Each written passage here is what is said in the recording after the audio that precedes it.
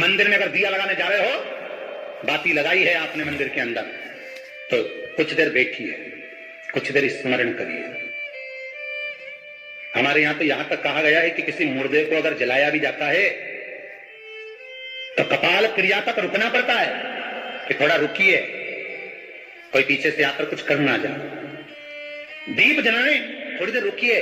और दीप का भी नियम है हमारा, दीप का भी नियम, दिए में जो फूल बत्ती लगती है, गोल बत्ती लगती है, गोल वाली, ये बत्ती हमेशा कोई विष्णु भगवान की पूजन कर रहे हो, शिव जी की पूजन कर रहे हो, कोई अन्य देवता का अगर आप स्मरण कर रहे हो तो गोल बत्ती लगाई जाती है। भगवान के मंदिर में पूजन कर रहे हो तो गोल बत्ती लगाए। लंबी बत्ती, लंबी वाली जो बत्ती होती है, लक्ष्मी की पूजन में, देवी पूजन में, जितनी भी माताओं की आप पूजन करोगे, जितनी भी देवियों का आप स्मरण करोगे, उसमें लंबी बत्ती का प्रमाण।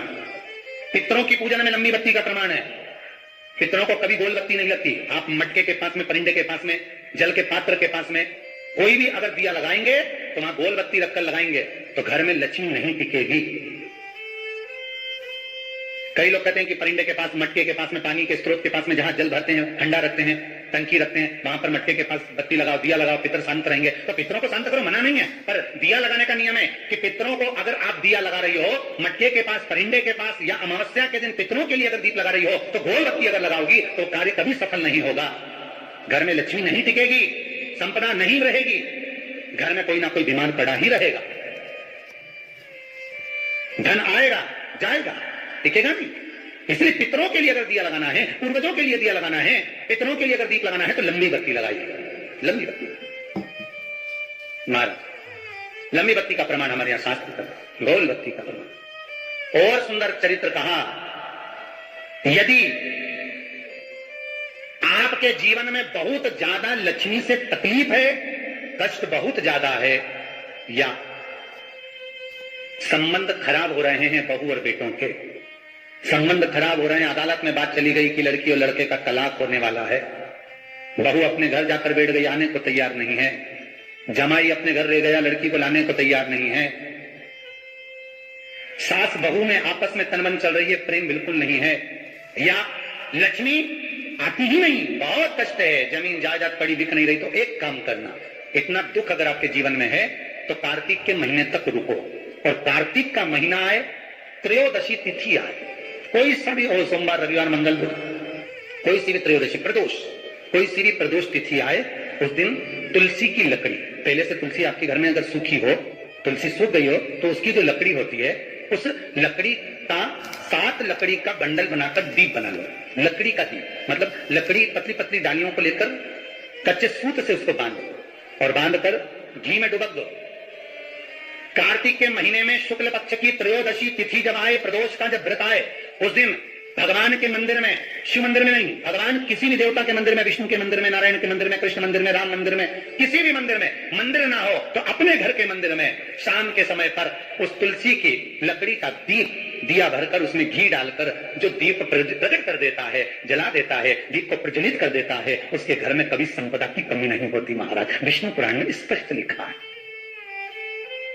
इसलिए शायद कहा जाता है कि भगवान को सर्वश्रेष्ठ कौन सा चंदन अच्छा लगता है। आपको पहले भी कथा में कहा, आगरा की कथा अगर किसने सुनी होगी तो उसमें वर्णन किया, भगवान को सर्वश्रेष्ठ चंदन कौन सा, भगवान को सर्वश्रेष्ठ चंदन कौन सा प्रिय है, वो कौन सा चंदन है जो भगवान विष्णु को लगाएं, राम को लगाएं, कृष्ण को लगाएं, वो कौन सा चंदन है जो श्री हरि को लगाया जाए। तो जीते जी भगवान विष्णु एक बार गले लगाते हैं, उसको कहते हैं हरि चंदन। कौन सा चंदन है?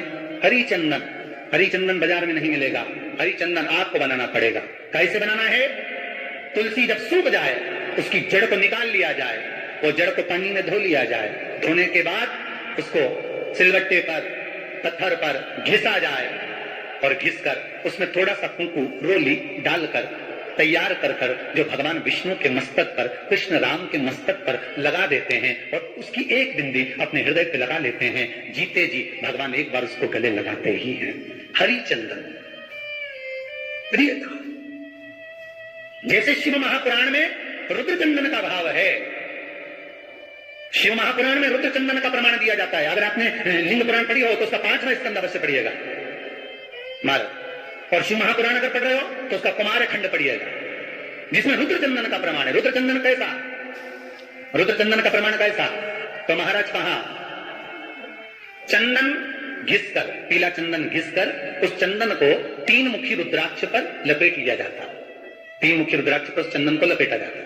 लपेटोगे, उसके बाद उसको ऐसा गोल करोगे तो एकदम चिकना हो जाएगा, एकदम चिकना। ठीक है, एकदम चिकना हो जाएगा। और उस चंदन को आप शिवरात्रि के दिन, और कोई से भी महीने की शिवरात्रि, किसी भी महीने की हो, सब फलदायी होती है। अगर आप पंचांग में देखेंगे तो शिवरात्रि लिखी हो जाती है, हर महीने शिवरात्रि पड़ती है। किसी भी महीने की शिवरात्रि पर रुद्र चंदन, अर्थात जो चंदन का आपने 3 मुखी रुद्राक्ष में लेपन करा है, उसका गोला बनाया है, वो चंदन अच्छा मोटा मोटा कर लेना, अच्छा बढ़िया, ऐसा नहीं थोड़ा बहुत ही लगा, पूरा रुद्राक्ष दिखना नहीं चाहिए। पूरा लपेट कर उसको शंकर के शिवलिंग पर ले जाकर रख दीजिए और फिर धीरे धीरे शंकर भगवान का जल अभिषेक करना प्रारंभ कर दीजिए। वो चंदन पूरा धीरे धीरे शंकर के शिवलिंग पर डलना चाहिए। शंकर के मूल मंत्र श्री शिवाय नमस्तुभ्यं का जाप करिए। यह कहलाता है रुद्र चंदन।